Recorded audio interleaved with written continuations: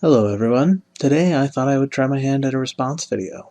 Some time ago, a YouTuber by the name of MaskedNintendoBandit published a video entitled, "Is Midna Dead?" As the name suggests, it's a theory about the Legend of Zelda Twilight Princess. Before we begin, for the purposes of this video, I will be assuming that you're at least familiar with the game's story, particularly with how it ends. As such, there will be spoilers in this video. Additionally, I'd recommend that you go and watch his video first so that you have the full context for his theory as he presents it. So, with that out of the way, let's continue. Hopefully you've watched his video for yourself, but to summarize, the theory being presented is that, at the end of the game, Midna is not resurrected by the light spirits, but is in fact transformed into a light spirit herself, never able to return to the Twilight Realm. So, let's go over his points and see how it holds up.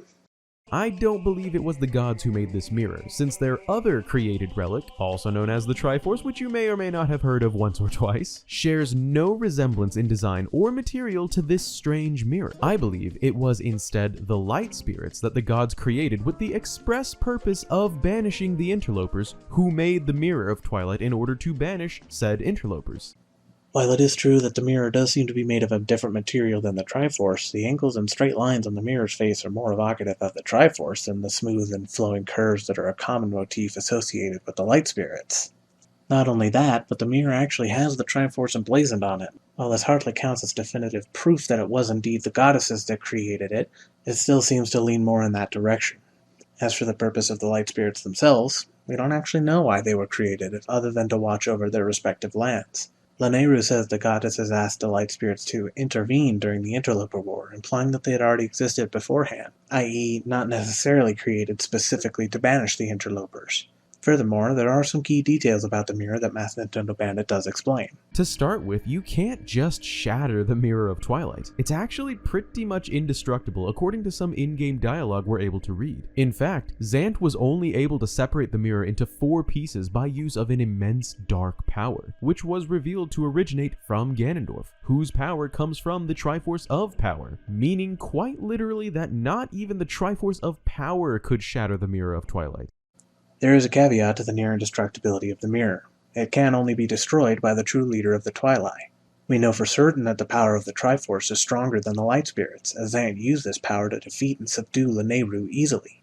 If it was the light spirits who created the mirror, then the power of the Triforce should still be able to overcome that which prevents anyone but the true leader of the Twilight from destroying it. If the power preventing the mirror from being destroyed is even stronger than the Triforce of Power, then it must certainly be stronger than the light spirits. The only known beings that could possibly possess more power than the Triforce of Power are the goddesses themselves. Furthermore, Midna states, though the goddesses forbade us to return to the world of light, they left one link between the light and the darkness. Something called the Mirror of Twilight was passed to the protectors of Hyrule. This sounds to me like the game, through Midna, is basically telling us that it was in fact the goddesses themselves who created the mirror. The strangest thing about the mirror is that it has a legend associated with it which states that only the true ruler of the Twilight can destroy it. Now, this doesn't make that much sense given what I just talked about. I mean, why would a relic that was created by the light spirits in order to banish the interlopers to the Twilight Realm, who are the ancestors of the Twilight people, be able to be destroyed by the ruler of the Twilight? If the Twilight people, who are descendants of the interlopers and therefore got their dark magics from said interlopers, could have destroyed the mirror whenever they wanted, then why would they have ever been banished in the first place? The interlopers were defeated and stripped of their power at the end of the war. We have no reason to think that they were ever in any position to actually destroy the mirror, or even if they knew that was possible at the time. Furthermore, we don't know when this rule was imposed. For all we know, regardless of who first created the mirror, the goddesses could have altered it to allow the leader of the Twilight to destroy it only after the interlopers were banished. That, however, is just speculation. There just isn't enough information about the Interloper War to know exactly what happened. What if it wasn't really a statement of power, but rather a prophecy? As in, what if they weren't so much saying, yeah, whoever sits on this throne rightfully can destroy the mirror, but were more saying, one day, the true ruler of the Twilight will destroy the mirror. Looking at this as a prophecy, it makes more sense as to why the Twilight weren't able to destroy the mirror before Midna, the true ruler of the Twilight. That still doesn't explain why Zant was unable to destroy the mirror. We know that he, wielding Ganondorf's power, was more powerful than Midna was, so she could have destroyed it, and this were a prophecy rather than an actual property of the mirror itself. Then he should have been able to destroy it as well. This ties back into what I said before. The fact that even the Triforce of Power couldn't destroy the mirror strongly hints that it was the goddesses who created it. But yet, after Link defeats Ganondorf once and for all and drives the Master Sword through his chest, we get to see Midna's revival. But something about this also seemed off in a way, as not only was she revived and restored to her original form as Ganondorf's curse was lifted, the light spirits were present all around her for some reason. Admittedly, the abilities of the light spirits are left rather vague by the game's narrative, so it's kind of hard to guess at the true extent of their power. However, we do know one thing about them. They're sources of life as well as of light, as seen by the fact that Link's hearts will be refilled when he stands in their fountains, but only after their tears are recovered and their power is restored. From this, I think the most obvious answer is the fact that the light spirits were present around Midna is just meant to show that they were the ones responsible for reviving her. The last time she was around a light spirit as a being of twilight, it almost killed her. Fast forward to her departure from the world of light. Not only is she now walking around freely without any harm from the light, But Midna's been walking around in the light for the entire latter half of the game. During that scene when Midna was in Lanayru's presence, what's actually happening is that Zant is controlling Lanayru, and he says, "I will return you to the light world you covet," and the light spirit then teleports her and Link away, implying that either Zant or Lanayru deliberately altered her so that she could survive in the light. This process did almost kill Midna, but she survived thanks to Zelda's power, and from this point onward, Midna is able to survive in the world of light without issue. So this doesn't really seem to be a result of her being a light spirit, just the effect of whatever it was that Lanayru did to her. but she uses a tear to destroy the mirror, which seems to me like a very particular detail that we should definitely read way too much into. The tear that Midna sheds is made of light, and looks very similar to a tear of light shed by the light spirits. But how could Midna shed a tear of light? What magic from the Twilight or the Interlopers would have granted this power?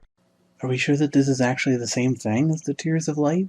There's a rather obvious difference in the tears, namely that the tears seem to be the same color as the sky in their respective realms. The tears of light are a bright blue, but Midna's tear is the soft golden color of the sky in the Twilight realm. When I think about it, this actually seems to hint even more strongly that she's very much not a light spirit. The Twilight Princess's tear is imbued with the power of twilight, just as the tears of light are imbued with the power of the light spirits. Midna dissolves like everyone else who's passed through the mirror before her, but she does so as particles of light. Something not even beings of light or even she herself did when passing through the mirror previously. I believe that given the proof we just talked about, the light spirits must have infused her with the power of light, as they did once before, but this time to resurrect her at the end of the fight against Ganondorf, turning her not only into a being of light, but into a light spirit like themselves. In fact, we have seen a dissolution like this previously. It looks very similar to the power that the beings representing the Interlopers, from whom Midna inherited her power, used in the cutscene with Lanayru. We've also seen what it looks like when the light spirits teleport people, and it certainly doesn't look like this either. Side note, Lanayru sure has been helpful for our theorizing, hasn't he? Anyway, I think the most likely answer is that she's using her own magic to enter the portal opened by the now damaged Mirror of Twilight. Why she doesn't just use the mirror itself to teleport, I can't say for certain, but I do notice that while the mirror dissolves people for warping from the head down, Midna disappears from the feet up. She may have used this power solely because she wanted to make her last look at the world of light, or that of any Twilight for that matter, last as long as possible. As for the light spirits turning her into one of them, I honestly think the fact that she doesn't look like a light spirit is by itself enough to cast doubt on this idea, and I think I've shown that the other evidence provided doesn't seem to hold up to scrutiny. It's an interesting idea, but it doesn't really seem to be borne out by the events of the game.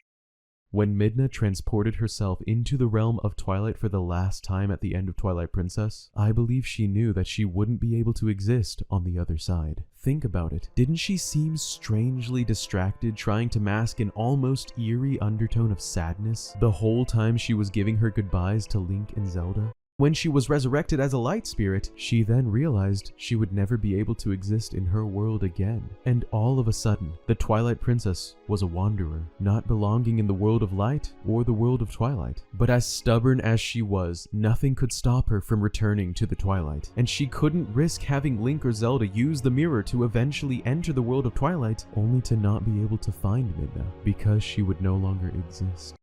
Midna's adventure was spent coming to love the world of light. Zant and Ganondorf both make allusions to her coveting and being moved by the world of light. She has, throughout the game, come to the realization that these people who she once thought of as not worth consideration are just as lively as she and the Twilight are. That the world of light and shadow truly are two sides of the same coin.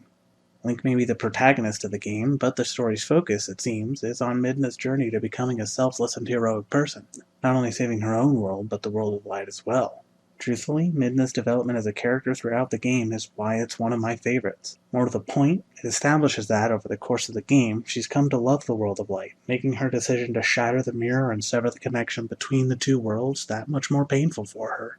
This pain is why she's distracted in this scene.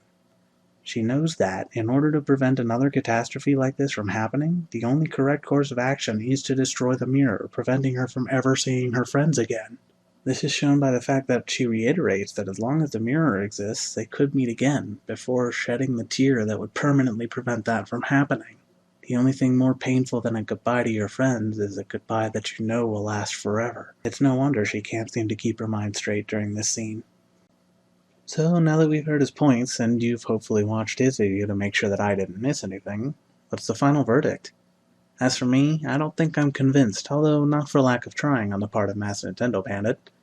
If anyone thinks that I missed any points, or is otherwise still convinced by his theory, please let me know in the comments. I'd be very interested to hear any takes from that perspective. However, that will do for this video. Thank you all so much for joining me.